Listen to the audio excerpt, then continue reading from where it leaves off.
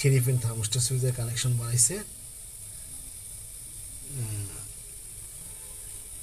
এবং প্র্যাকটিক্যাল করলে যে করবে সেই কানেকশনটি ভালো বুঝতে পারবে। এইভাবে আমরা কানেকশনটি দেখেন এই পাশ থেকে করবে, আমরা এই পাশে কি তার বের করে নিয়েছি।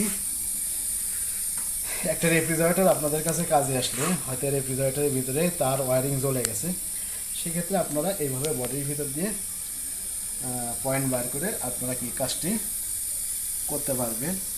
এই যে এখানে লাল কালারের দুইটা তার বের হয়েছে, একটা হচ্ছে ওভারলোডের ফেস, একটি হচ্ছে সাপ্লাই কর্ডের ফেস, আর একটি কি নিউট্রাল তার। এই তারটি এসে কোথায় কম্প্রেসরের রিলে এবং ওভারলোডের সঙ্গে কি গেছে কানেকশন গেছে। এই রিলে ওভারলোডের কানেকশনটি আবার দেখেন সাপ্লাই কর্ডের মাধ্যমে,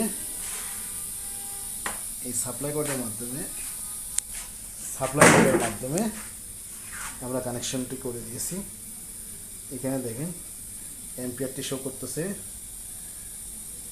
0.56 থেকে 0.58 পর্যন্ত। এই সাপ্লাই বোর্ডের লাইনটি আমরা আরেকটি বোর্ডের মাধ্যমে এখানে নিয়েছি।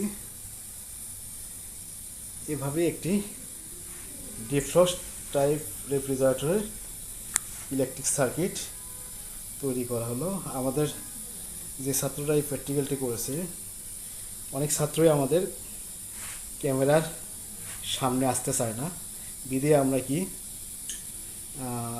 অনেক ভিডিও আমরা দিতে পারি না। তা আজকে এই ছাত্ররা আমাদের ক্যামেরার সামনে আসে নাই, তারপরেও আমরা যেহেতু একটা ইলেকট্রিক কানেকশন